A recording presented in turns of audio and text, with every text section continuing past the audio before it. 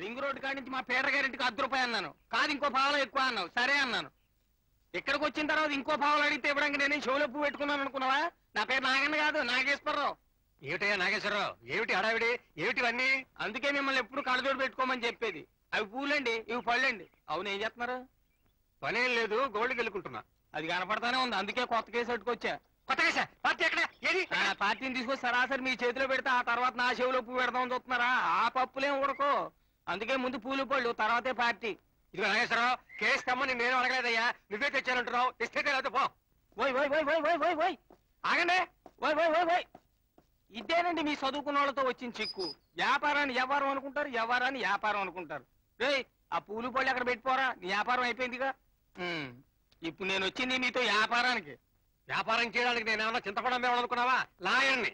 ఆడికాడి చింతపండు ఉంది, అమ్ముకుంటున్నాడు. మీకు ఆడ పట్టా ఉంది, నేను కొనుక్కుంటున్నాను. ఇది వ్యాపారమే. ఇప్పుడు అసలు విషయం ఏంటంటే, నేను మీకు కేసులు అట్టుకొస్తాను. 30 వంతు నాది, పావలా మీది. ఏమిటి? కేసు చేసేది నేను, నాకు పావలా, నీకు 30. 20 పైసలకు కూడా చేసేవాళ్ళు ఉన్నారు. అసలు ఏంటండి మీరు చేసే కేసు? మొత్తం లిటికేసినంతా నేనే చెప్తున్నాగా.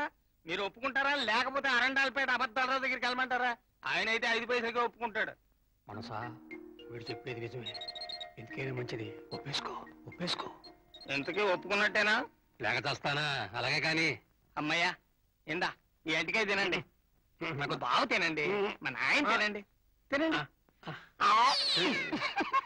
వీడు పావలా కూడా ఇచ్చేట్లేడు.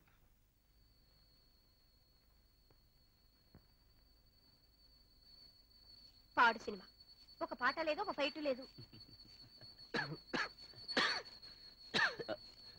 ఏమిటి ఆగిపోయారేమిటి? లోపల మీ ఆయన ఉన్నట్టున్నాడుగా. ఆయన ఎప్పుడు అక్కడే ఉంటాడు, భయం లేదు. లోపలికి రండి.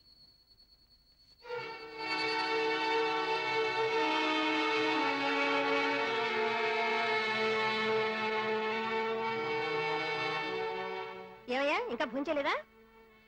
ఏమిటి రాస్తున్నావు? రామకోట, వచ్చిన పుణ్యం చాలు గాని ఇహ పడుకో.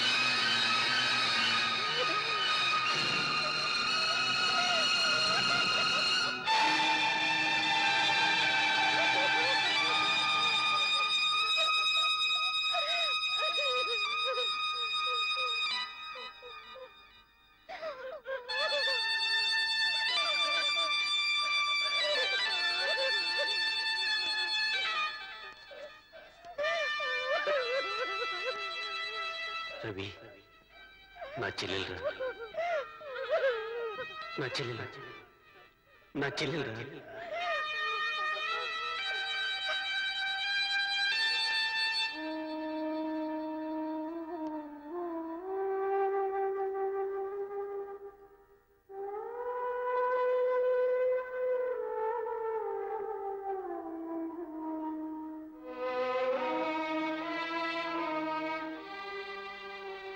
నాన్నగారు, నాన్నగారు,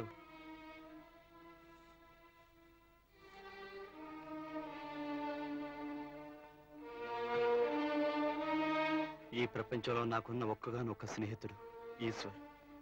అతను చనిపోయాడు. బ్లేడుతో రక్తనాళాలు కోసుకుని రక్తం కారిపోతూ ఉంటే చూసే దిక్కు లేక చనిపోయాడు. తన చుట్టూ ఉన్న కొంతమంది మనుషుల దురాగతాలకు బలైపోయాడు.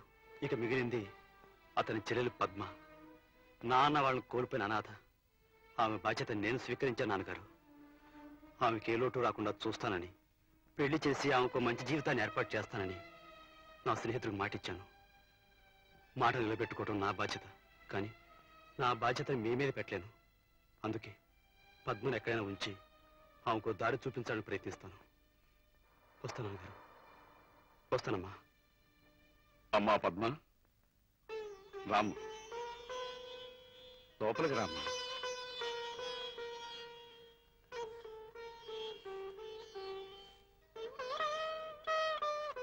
రామ్మ. పూర్ణ, అచ్చటా ముచ్చటా తీర్చుకోవటానికి మనకు ఒక ఆడపిల్ల లేకుండా పోయింది అని ఇంతకాలం బాధపడ్డావుగా. ఇదిగో పద్మ ఇక నుంచి నీ బిడ్డ. ఇప్పటి నుంచి ఈమె ఆలనా పాలన అంతా నీదే. రామ్మా. నాన్నగారు, పిల్లలు మంచి పని చేస్తుంటే ఏ తండ్రి ఆనందించడు?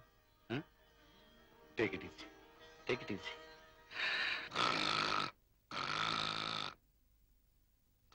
లీడర్ గారు, ఎవరా నువ్వు? నమస్కారం అండి బాబు, మీరే నన్ను రక్షించాలి. నేనే రక్షిస్తాను, ఎక్కువ. ఏంటి నీ కేసు? నా ముక్కు అండి. ముక్క ఏమైంది నీ ముక్కు? చోరీ అమ్మంటరా?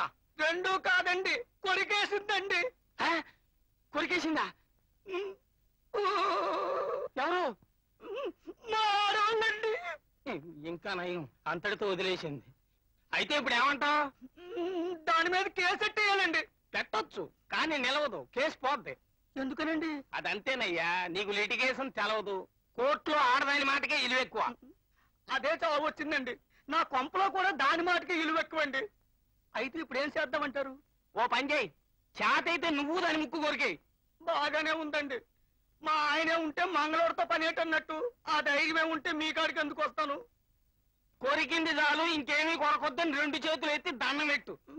నువ్వు ఒక మగాడివి, నీకు పెళ్ళాము. లే లే లేవమన్నానా? ఇదిగో అల్లుడా బాయ్, నువ్వు చేస్తున్న పని ఏం బాగులే. మా పీటగారు అమ్మాయి నిన్నే నమ్ముకుంది, నువ్వు పెళ్లి చేసుకుని తీరాల. నా చెల్లెలు పెళ్ళయ్యే వరకు నేను పెళ్లి చేసుకున్నాను. నువ్వు సంతే కదా, తెల్లారిసరికి నీ ఇంటి ముందు పెళ్లి కొడుకులు క్యూ నిలబెట్టేస్తాను. నాగేశ్వరరావు గారు, మిమ్మల్ని పిలుచుకొచ్చింది నా పెళ్లి చేయించమని గాని పద్మ పెళ్లి చేయమని కాదు. అది సరేనమ్మా, ఆ అమ్మాయి పెళ్లి అయితే కానీ నేను చేసుకోని అంటున్నాడు కదా. పద్మకు పెళ్లి కావాలి అంతే కదా, ఆ సంగతి నాకు వదిలేయండి. నువ్వేం చేయగలవు? పెళ్లి చేస్తాను. రేపొద్దున దుబాయ్ నుంచి నా ఫ్రెండ్ వస్తున్నాడు. వాడే పద్మకు సరైన మొగుడు. మరి ఇంకే? నాకు తెలియని దుబాయ్ ఫ్రెండ్ ఎవడబ్బా?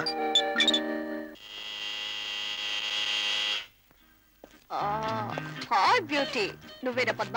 అవునే. Fantastic figure. ఎవరు? నీ కాబోయే మోహుణ్ణి. అవును, వచ్చేస్తావా? వెళ్ళిపోదాం. వదిలు, మా అన్నయ్యకి చెప్తానండి. వీడెవడో చూడు, ఇష్టం వచ్చినట్టు మాట్లాడుతున్నాడు. ఎవడరా నువ్వు? నీ కాబోయే బావగారు, అంటే పద్మ కోసం అర్జెంటుగా వచ్చిన దుబాయ్ మొగుణ్ణి. అంటే మా గే చెప్పింది మీ గురించేనా? యా. నమస్కారం అండి. Hello. Thank you very much. Please కూర్చోండి సార్. Oh thank you. కూర్చోండి brother in law. It's all right. Sir, మీరేమి అనుకోరంటే ఒక మాట అడుగుతాను. చెప్పండి. మీరు అచ్చం మా గీతలా ఉన్నారు, ముద్దు పెట్టుకోవాలనిపిస్తుంది. అమ్మా, పద్మం చూసి వెళ్ళడానికి దుబాయ్ నుంచి వచ్చారమ్మా. అదే మన గే చెప్పిందే, దుబాయ్ పెళ్లి కొడుకు వీరే. హలో. ఇదేమిట్రా, ఈ అబ్బాయి అచ్చం అమ్మాయిలా ఉన్నాడు? అదేనమ్మా, దుబాయ్ లో అబ్బాయిలంతా అచ్చం అమ్మాయిలాగే ఉంటారు.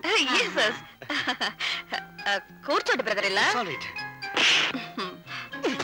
అమ్మా, strong body. It's all right. కూర్చోండి brother in law. Thank you.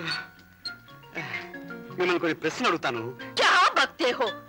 మీరు అడిగే ప్రశ్నలకు జవాబు చెప్పడానికి నేను రాలేదు. నేను అడిగే ప్రశ్నలకు మీరు జవాబు చెప్పండి. మీకు వంట చేయడం వచ్చా? నీకు వంట చేయడం వచ్చా? నీకు డాన్స్ వచ్చా? డాన్సా? మా పద్మ చేస్తుందండి. నేనైతే దుమ్ము దులిపేస్తాను. మీరా? మీరా కాదు, సతీ సక్కుబాయి కాదు. కథక్, భరతనాట్యం, కూచిపూడి, మణిపూరి ఏదైనా సరే ఫటాఫట్. ఇండియాలో మగవాళ్ళు కూడా డాన్స్ చేస్తారా? చేయడం ఏంటండి, చేసి చూపిస్తాను. ఓకే. ఇటు థ్యాంక్ యూ వెరీ మచ్. చాలు కానీ దాన్ని వదలరా. లేకపోతే ఏమిటమ్మా ఆ మీసాలు టోపీ విగ్గును. అబ్బా అత్తయ్య, బావ మనస్ఫూర్తిగా నవ్వి ఎన్నో యుగాలైనట్టుగా ఉంది. అందుకే ఒక చిన్న చిట్కా వేశాను. మంత్రం పారింది, బావ నవ్వాడు, నేనే గెలిచాను. బావా మూడ్ మారిందిగా, ఇప్పుడైనా చెప్పు, పెళ్ళెప్పుడు చేసుకుంటావు? వాడి దగ్గర నుంచి ఆ ప్రశ్నకు సమాధానం రాబట్టడం నీ వల్ల కాదు రామానందం. నేనే అడిగడిగి విసిగెత్తి ఊరుకున్నా. ఏం బాబు పెళ్లి చేసుకోవా? నేనెందుకు చేసుకోనండి, నాకు నచ్చిన అమ్మాయిని మా నాన్నగారు తీసుకురాలేదు, అందుకని పెళ్లి చేసుకోదలుచుకోలేదు. ఎంత మాట నువ్వు కోరిన పిల్లని మీ నాన్నగారు తీసుకురాలేరంటావా? పావనమూర్తి గారికి అసాధ్యమైంది ఏముందయ్యా ఈ లోకంలో? ఆ పిల్లెవరో చెప్పు, 10 నిమిషాలు తెచ్చి కాళ్ళ ముందు పడేస్తాను. అది జరిగే పని కాదులేండి. You are talking too much. ఆ చిప్సీలా ఇవ్వండి. ఈ భూమి మీద ఎక్కడున్నా సరే నువ్వు చెప్పేదే నీ భార్య, తీసుకొచ్చే బాధ్యత మాది. ఎవరో చెప్పు. చెప్పు బాబు చెప్పబోయా, తొందరగాను మంచి పార్టీ చేసుకుందావా చెప్పు. చెప్పమంటారా? చెప్పబోయా. మీ అమ్మాయి గీత. మా అమ్మాయి గీతనా నువ్వు చేసుకుంటానంటున్నావు? ఇది కళా నిజమా? చూడు బాబు, ఈ బంగారం కోరిక నీ మనసులో పెట్టుకొని ఇంతకాలం నువ్వు అలా కూర్చుంటే మేము ఏమైపోవాలి? అసలు ఆ ముఖ నాతో చెప్పుకుంటే ఎప్పుడో నీ పెళ్లి జరిపించుండేవాడు కదా. నాన్నగారితో చెప్పాల్సిన అవసరమే ఉంది. అవసరం ఉందిలే. అది కాదండి నేను చెప్పేది. వాడిది కోరరాని కోరిక. చూడు రామానందం, ఈ పెళ్లికి నువ్వు ఒప్పుకున్నా నే ఒప్పుకోను. అబ్బాయి కోరిన పిల్లని చేస్తానని మీరే అన్నారు, ఇప్పుడు ఏమిటి అభ్యంతరం? ఆ అమ్మాయి న్యాయమూర్తి కోడలు, పెళ్లి కాకపోయినా అదంతే. ఇప్పుడు వరుస మార్చి ఆయన బాధ పెట్టలేదు. నా కూతురు పెళ్లి నేను చేసుకుంటానంటే ఆయనకెందుకండి బాధ? ఆయన బాధపడతాడని నా కూతురు అదృష్టాన్ని కాలు రాస్తారా? ఇది ఎక్కడి న్యాయం అండి? ఆల్ రైట్, మా బావగారు ఒప్పుకుంటే మీకే అభ్యంతరం లేదుగా. ఆయన ఒప్పుకుంటే నాకేం అభ్యంతరం.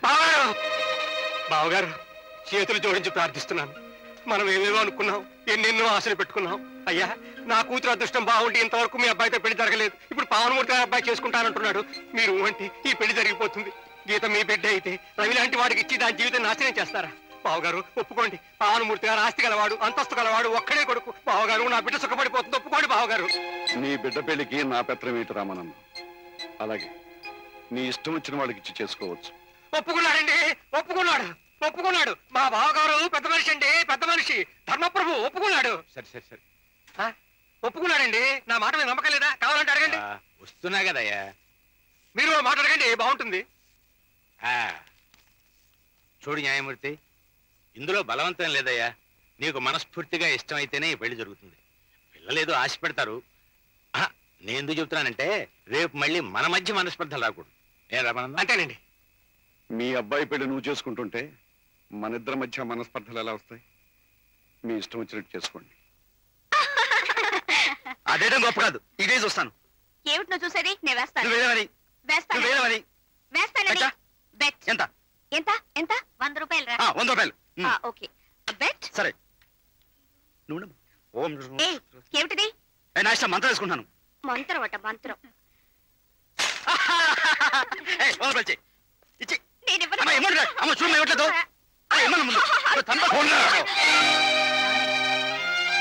ఇప్పుడు టైం ఎంత అయింది? టైము 9 ఇంత టైం అయ్యే వరకు పరాయి ఆడపిల్లను వాళ్ళ ఇంటికి పంపకుండా ఇక్కడే ఉంచితే వాళ్ళేమనుకుంటారు? ఇక్కడ పరాయి ఆడపిల్ల ఎవరు మావయ్య? నువ్వేనమ్మా. పెళ్ళయ్యే వరకు ఆడపిల్ల కొన్ని హద్దుల్లో ఉండటం అందరికీ మంచిది. మీ నాన్న నీ కోసం ఎదురు చూస్తుంటాడు. ఇంటికి వెళ్ళు. అదేమిటి? నువ్వు వెళ్ళు.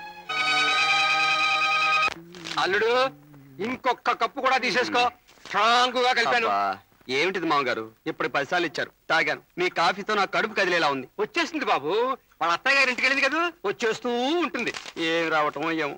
లాటరీ గడితే పాటి ఫస్ట్ ప్రైజ్ వచ్చేది, మీ అమ్మాయి మాత్రం వచ్చేలా లేదు. అదిగో వచ్చేసింది. ఆగా, ఎప్పటిదాకా ఎక్కడికి వెళ్ళావు? అడగండి మామగారు, ఏంటి అలా చూస్తున్నారు? గట్టిగా అడగండి. అవును, ఇప్పటిదాకా ఎక్కడికి వెళ్ళావు? అతను అడగమంటే అడిగే స్థితిలో మీరున్నా, అతను ఎదురుగా చెప్పే స్థితిలో నేలేను. అంత చెప్పుకోలేని చెప్పలేని పని ఏదని చేసొచ్చావా? చేసొచ్చాను. ఏ నీతో చెప్పాలా? నోర్మయ్, అతను ఏమన్నా అన్నావంటే చంపేస్తాను. అది మాట అంటే అలా ఉండాలి. అడగండి అలా గట్టిగా. నాన్న, నన్ను పరాయి మగవాడి ముందు అవమానిస్తున్నావు. నేనిప్పుడు పరాయి మగాని కాదు, ఎప్పటి నుంచి మన లైన్ మారిపోయింది. చెప్పండి మామగారు. అలాగే అల్లుడు. చూడమ్మా, శేఖర్ బాబు ఈ ఇంటి అల్లుడు.